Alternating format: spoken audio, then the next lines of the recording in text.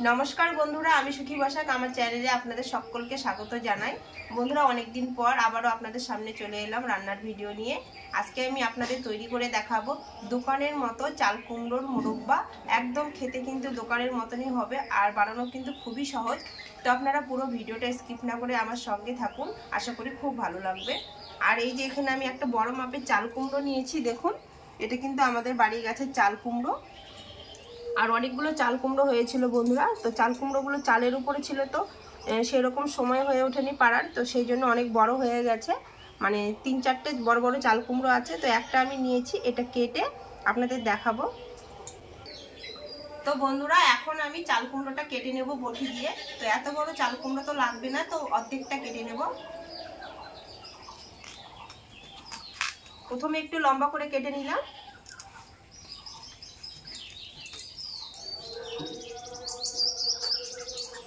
চাল কুমড়োটা কিন্তু একদম পুরো হয়ে গেছে, চুন ধরে গেছে। চাল কুমড়োটা কিন্তু ভীষণ শক্ত, পুরো হয়ে গেছে। আর দেখুন বন্ধুরা, ভেতরটা কত সুন্দর। তো বন্ধুরা, এই বড় চাল কুমড়োটা রেখে দেব, আর এই ছোট সাইজটা নেব। তো চাল কুমড়ো দেখুন পুরো কিন্তু চুন পড়ে গেছে, একদম সাদা সাদা চুনের মতো হয়ে গেছে। এরকম চুন ধরে গেলে ভাববে যে চাল কুমড়োটা একদম পুরো পেকে গেছে। আর এরকম চাল কুমড়ো কিন্তু মোরব্বা তৈরি করতে লাগে। তো এখান থেকে আমি পেছনটা কেটে বাদ দিয়ে দেব।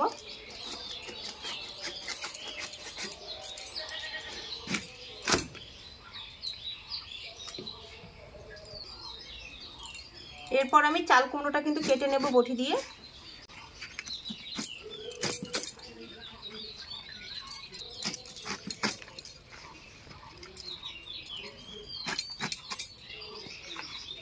চাল কুমড়োর বীজগুলো দেখুন বন্ধুরা হলুদ হয়ে গেছে।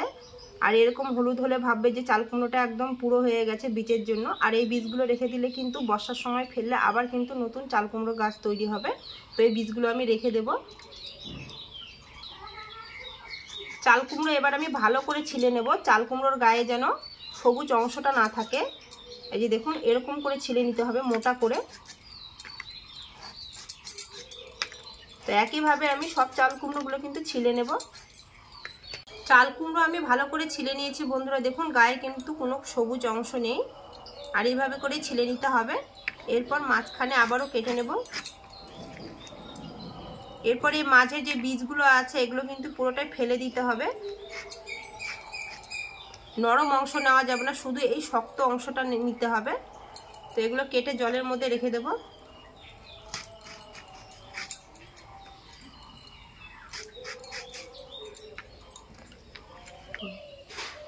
বন্ধুরা, আমি এখানে সব চাল কুমড়ো কিন্তু ভালো করে ছিলে জলের মধ্যে দিয়েছি।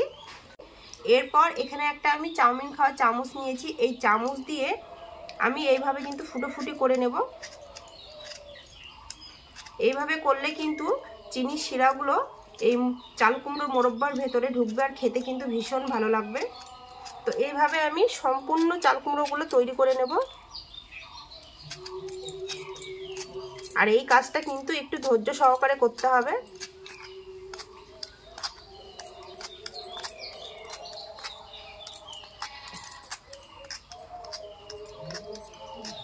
এইভাবে কিন্তু আমি সব চাল কুমড়োগুলো তৈরি করে নেব। বন্ধুরা, চাল কুমড়োগুলো কিন্তু সব আমি কাটা চামচ দিয়ে একদম ভালো করে ছিদ্র করে নিয়েছি, দেখুন বন্ধুরা। এরপর একটা গামলা নিয়েছি, এখানে গামলার মধ্যে কিন্তু জল নিয়েছি হাফ গামলার মতো। এর মধ্যে আমি হাফ চামচের মতো চুন মিশিয়ে নেব ভালো করে। এই চুনটা কিন্তু আমরা পানের সঙ্গে খাই, সেই চুনটাই আমি নিয়েছি। তো চুনটা আমি চামচ দিয়ে ভালো করে কিন্তু জলের সঙ্গে গুলিয়ে নেব।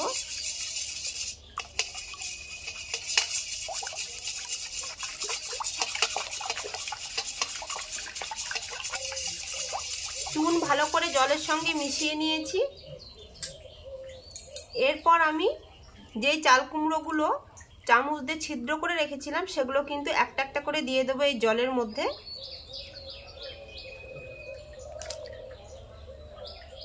আর এই জলের মধ্যে দেওয়ার কারণে কিন্তু মোরব্বাগুলো একদম সাদা ধবধবে হবে, আর ভেঙেও যাবে না সেদ্ধ করার পর।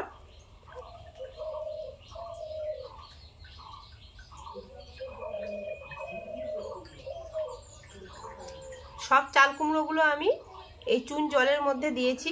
এটা এবার আমি 8 থেকে 10 ঘন্টা এই চুন জলের মধ্যে ডুবিয়ে রেখে দেব। আর এই কাজটা কিন্তু বন্ধুরা 8 থেকে 10 ঘন্টার মধ্যে কিন্তু চুন জলের মধ্যে ডুবিয়ে রাখতে হবে। আপনারা কিন্তু কম সময় কিন্তু রেখে দেবেন না, তাহলে কিন্তু মোরব্বাটা একদমই ভালো হবে না। তো 8 থেকে 10 ঘন্টা পর আবার আমি ফিরে আসছি। বন্ধুরা 10 থেকে 12 ঘন্টা পর ফিরে এলাম। এরপর আমি থালাটা তুলে নেব। আর আমি একটু বেশি সময় ধরে ঢাকা দিয়ে রেখেছিলাম, 10 থেকে প্রায় 12 ঘন্টা। চাল কুমড়োগুলো যে চুনের জলে ডুবিয়ে রেখেছিলাম সেগুলো এখন আমি তুলে নেব। আর কতটা শক্ত হয়েছে দেখুন এই চুন জলে ডুবিয়ে রাখার জন্য।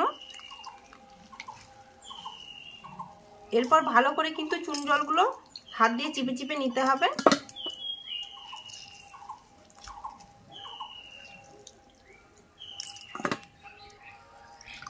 গামলার মধ্যে আবারও আমি পরিষ্কার জল নিয়েছি। এই জলের মধ্যে চাল কুমড়োগুলো আবারও দিয়ে ভালো করে কিন্তু ধুয়ে নেব, যেন চুলের সাদা অংশটা না থাকে। জল পাল্টে ভালো করে কিন্তু ধুয়ে নিয়েছি। আর জলটা দেখুন কত সুন্দর পরিষ্কার হয়ে গেছে। এরপর ভালো করে আবারও আমি চিপে একটা থালায় তুলে নেব জল ছাড়িয়ে।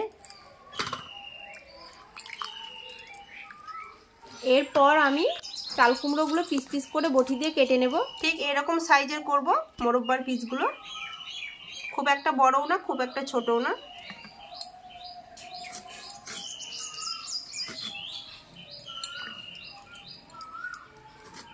এইভাবে আমি সবগুলো কিন্তু কেটে নেব বটি দিয়ে।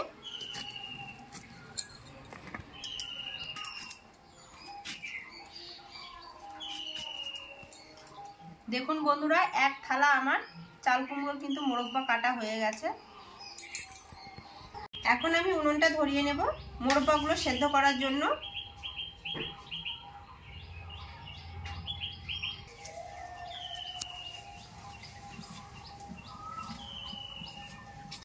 বন্ধুরা জল গরম হয়ে গেছে। এরপর আমি চাল কুমড়োগুলো সেদ্ধ করার জন্য এই গরম জলের মধ্যে দিয়ে দেব।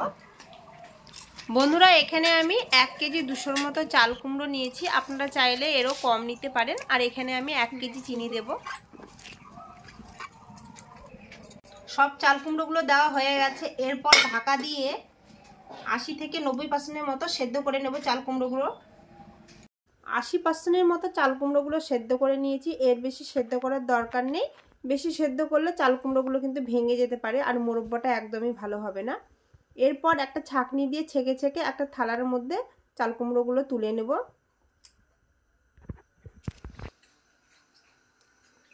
এরপর আমি যে কাজটা করব, এই কড়াইয়ের মধ্যে 1 কেজি চিনি ঢেলে দিলাম। আর যে গরম চাল কুমড়োগুলো ছাঁকনা দিয়ে ছেঁকে থালায় তুলে রেখেছিলাম সেগুলো দিয়ে দেব। দিয়ে গরম অবস্থাতেই খুন্তি দিয়ে নাড়াচাড়া করে মিশিয়ে নেব। আর এই কাজটা কিন্তু বন্ধুরা উনুনে করলে হবে না, উনুন থেকে কড়াইটা নিচে নামিয়ে নিয়ে করতে হবে। আর এরকম নাড়াচাড়া করতে করতে আর এইভাবে নাড়াচাড়া করলে আসবে চাল কুমড়োর মধ্যে চিনির শিরাটা ভালো করে ঢুকে যায় বন্ধুরা। আর মোরব্বাটা কিন্তু খেতে খুব সুন্দর হয়। এইভাবে নাড়াচাড়া করার পর চিনি থেকে অনেক জল বেরিয়েছে। এখন আমি কড়াইটা উনুনের মধ্যে দিয়ে আস্ত হিটে জাল করে নেব। দেখুন বন্ধুরা উনুনের মধ্যে চাপিয়ে দিয়েছি আর হালকা আঁচে কিন্তু আমি এটা তৈরি করে নেব চাল কুমড়োর মোরব্বাটা। আর কতগুলো চিনি থেকে জল বেরিয়েছে, এগুলো কিন্তু এখন হালকা আঁচে শুকোতে হবে। বেশি জোরে জাল দিলে কিন্তু মোরব্বাগুলো তাড়াতাড়ি করে লালটে হয়ে আসবে আর দেখতে একদমই ভালো লাগবে না। আর এর মধ্যে আমি দিয়ে দেব 2টো এলাচ, আগে থেকে মুখ ফাটিয়ে নিয়েছি। আর এই এলাচটা দিলে খুব সুন্দর একটা সেন্ট হবে মোরব্বার, আর খেতেও খুব ভালো লাগবে। তো এটা একটুখানি সময় ধরে হালকা আঁচে কিন্তু শিরাটাকে একদম কমিয়ে নিতে হবে। দেখুন বন্ধুরা নাড়াচাড়া করতে করতে কিন্তু শিরা অনেকটাই কমে এসেছে। আর এখন কিন্তু আর আঁচ দেওয়া যাবে না, যে আঁচটা আছে উনুনের মধ্যে ওই আঁচের মধ্যে রেখেই এটা নাড়াচাড়া করে মোরব্বাটা একদম তৈরি করে নিতে হবে। আর দেখতে কত সুন্দর লাগছে দেখুন। আর সাইড দিয়ে কিন্তু চিনিগুলো একদম দানা পড়ে যাচ্ছে। দেখুন বন্ধুরা আমার কিন্তু মোরব্বা একদম তৈরি হয়ে গেছে আর শিরাটা কিন্তু একদম শুকিয়ে গেছে। এটা নামিয়ে রেখে দেব। নামিয়ে রাখার পরে কিন্তু এটা পুরো একদম ঝরঝরে হয়ে আসবে মোরব্বাটা।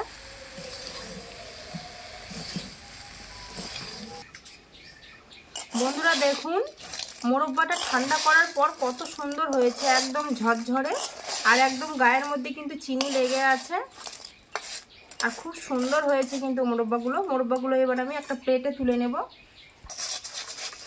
এই ছ্যানটা দিয়ে আমি মোরব্বাগুলো তুলে নেব, আর যেই চিনিগুলো থাকবে ঝরঝরে সেগুলো কিন্তু নিচে পড়ে যাবে। প্লেটের মধ্যে রাখবো। চাল কুমড়োর মোরব্বাগুলো কতটা পারফেক্ট হয়েছে, একদম দোকানের মতো।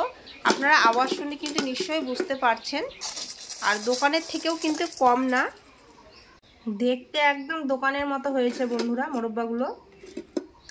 আর একটা কথা বন্ধুরা, এই মোরব্বাগুলো কিন্তু আপনারা 1 বছর সংরক্ষণ করে রাখতে পারেন, যে কোনো কাচের বয়ামে কিংবা প্লাস্টিকের বয়ামে, একটুকুনো কিন্তু নষ্ট হবে না। তো বন্ধুরা দেখুন মোরব্বাগুলো কত সুন্দর হয়েছে, ওপর থেকে ভেতর অবধি। ওপরটা একদম মানে খিস্তি হয়েছে দেখুন, আর ভেতরটা একদম জুসি। আপনাদের ভেঙে দেখিয়ে দিচ্ছি, দেখুন কত সুন্দর হয়েছে, একদম দোকানের মতো পারফেক্ট হয়েছে চাল কুমড়োর মোরব্বা। আপনারা কিন্তু বাড়িতে এইভাবে তৈরি করে নিতে পারেন, খেতে ভীষণ ভালো লাগে বন্ধুরা। এই মোরব্বা আগ্রার বিখ্যাত একটা রেসিপি, আপনারা একবার হলেও বাড়িতে তৈরি করে খেয়ে দেখবেন, খেতে তো ভীষণ ভালো লাগে। আর ভালো লাগলে আমার চ্যানেলটাকে সাবস্ক্রাইব করে দিয়ে আমার পাশে থাকবেন। আজকের মতো এ পর্যন্তই, নমস্কার।